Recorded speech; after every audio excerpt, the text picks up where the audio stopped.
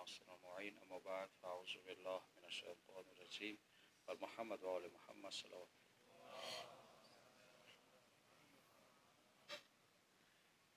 ټولو نوال ډېر متبرک محفل دی او صاحب سره د تمام فلاحي سیاسي تنظیمونه انجمن حسینیه موجود دي.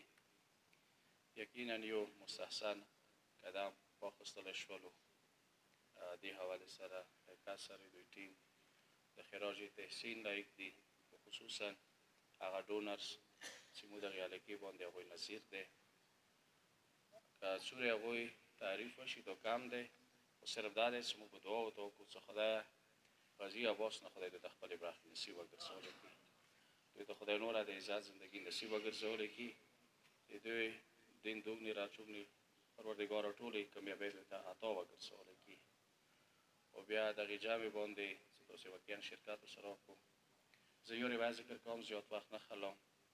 بلې څه آنچه عیاب بود چې حاجت بیان، چې یو واضح هغه د علمي اداره دی، د دې بنیاد لګول دي. څه روایت ایشون سره امیر المؤمنین نه دی څه علم حاصل کوئ، دې دپاره څه نورو نه حکومت وکړئ. که بیا علم تاسې حاصل نه کړلو نو بیا د نورو حکومت ته تیار شو چې هغه بیا تاسې نه حکومت وکړي. نن که موږ تاسې سترګې وغړوو عالمي سطح باندې، موږ به ځان لوړه نه ګڼو، د عالمي کومه دنیا دی هغه موږ تاسې وایسا یو. نن یو وړوکی اسرائیل دی، ټول مسلمان ملکونه یې ذلیل کړي دي، چې هغلته ځنه هتیار را نه رسېږي. هغه وجه دغه دی چې دا به موږ تاسې منو چې هغوی ټکنالوژي حوالې سره ترقي کړي دي.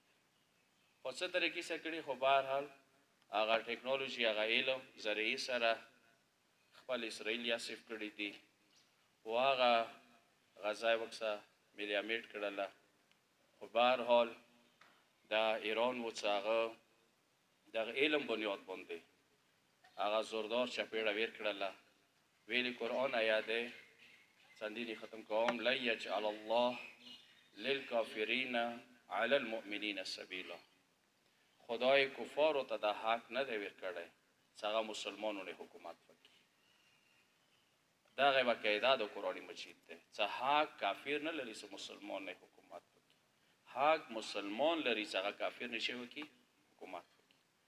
خو د امیر المؤمنین دغه روایت نه وریا شونې نتیجه دغه دی چې نن مسلمان ذلیل دی، دې وجې نه چې علم ټکنالوژي دغو شیو نه موږ لاس واخیستلو. یا د امیر المؤمنین دا جمله سمونه یې اسمان لیارو پښتانه وکوئ، ځمکې نه زیات ز اسمان لیارو نه بلد یم. او موږ دغې جملې ته نارې لګوو، حالانکې دا ټکنالوژي طرف ته میاشتې مریخ باندې قبضې لګولې ته اشاره دی چې هغه زرعي هغه وسایل درته وښیم څه فضاو باندې تاسې چې وکړئ حکومت وکړئ. پروردګار نه دعا دا دی چې دا فیمیل دپاره کوم بنیاد ولګېدلو خدای ته یې مبارک وګرځولی کړي، زموږ قوم ته علم دغه عظیم عطا خدای نصیب وګرځولی کړي. په دغې لارې کې څو قدمونه خلي، څومره سیاسي فلاحي تنظیمونه دي چې علم لارې کې معنویات معرفت لارې کې او سبق پرشنول لارې کې چې کوم قدمونه دي د قلم او د کتاب خدای ټولو ته جزای خیر عطا وګرځولی کړي. واخر دعوانا الحمد لله رب العالمین.